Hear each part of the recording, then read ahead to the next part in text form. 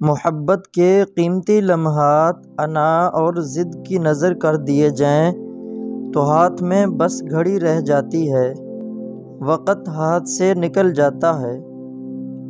اپنے آس پاس لوگوں سے ہمیشہ خوش اخلاقی سے پیش آئیں، نہ جانے جن سے آپ سختی سے مخاطب ہوں وہ زندگی کے کس تکلیف دہ مقام سے گزر رہا ہو۔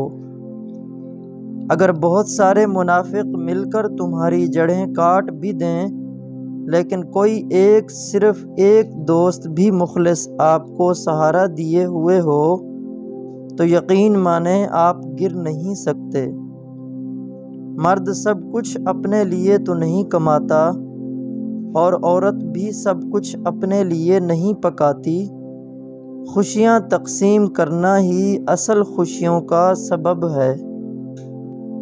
زندگی میں دل کی بہت سی باتیں ہمارے دل میں ہی رہ جاتی ہیں، کیونکہ ہمیں ہمارے معیار کا سننے والا کوئی نہیں ملتا۔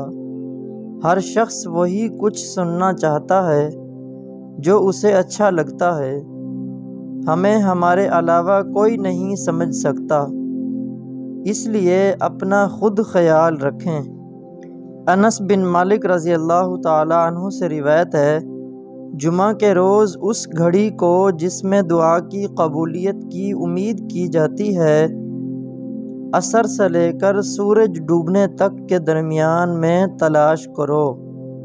جب ایک عورت اپنی محبت پر صبر کرنے کی نیت کر لیتی ہے تو مرد کا برا وقت شروع ہو جاتا ہے۔ رسول پاک صلی اللہ علیہ وسلم نے ارشاد فرمایا، 3 دعائیں وہ ہیں جن کی مقبولیت میں کوئی شبہ نہیں: مظلوم کی دعا، مسافر کی دعا، اور والدین کی اپنی اولاد کے لیے دعا۔